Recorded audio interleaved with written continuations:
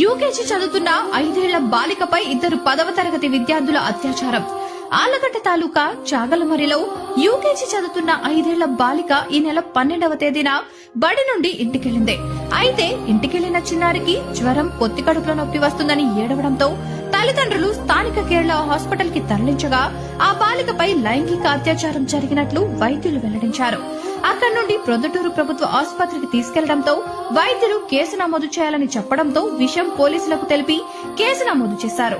Allagadda DSP Ravikumar ఆధ్వర్యంలో దర్యాప్తు చేస్తున్నారు. మొన్న ముచ్చమరి బాలిక వసంతిని రేప్ చేసి నీటిలో పడేశారు. నిన్న బద్వేల్లో మైనర్ అమ్మాయిని పెళ్లి చేసుకోలేదని కిరోసిన్ పోసి తగిలిపెట్టారు.